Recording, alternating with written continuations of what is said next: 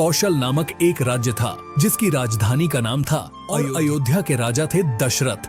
इक्ष्वाकु वंश के सबसे तेजस्वी राजा दशरथ जी की 3 पत्नियां थीं, जिनके नाम थे रानी कौशल्या, रानी कैकई और रानी सुमित्रा। लेकिन बहुत समय से उनकी कोई भी संतान नहीं थी, जिसके कारण उन्हें उत्तराधिकारी की कमी हमेशा सताती थी। विषय में उन्होंने ऋषि वशिष्ठ से बात की और पुत्र कामाष्टि यज्ञ करवाया। यज्ञ के कारण उनके पत्नियों को 4 पुत्र रत्न प्राप्त हुए। उनकी पहली पत्नी माता कौशल्या से प्रभु श्री राम का जन्म हुआ, माता कैकई से भरत जी का जन्म हुआ और माता सुमित्रा से लक्ष्मण और शत्रुघ्न जी का जन्म हुआ। सभी राजकुमार शास्त्रों में और युद्ध कला में निपुण थे। भगवान श्री राम लगभग 16 वर्ष ऋषि विश्वामित्र राक्षसों के खिलाफ मदद की तलाश में राजा दशरथ से मिलने आए और यज्ञ में विघ्न डालने वाले राक्षसों का अंत करने में श्री राम और लक्ष्मण जी की मदद मांगी।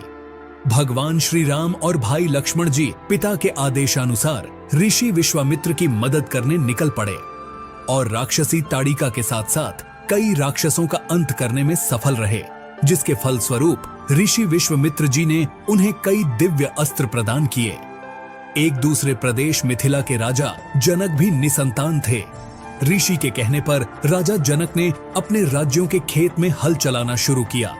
हल चलाते समय उन्हें एक धातु से टकराने की आवाज आई।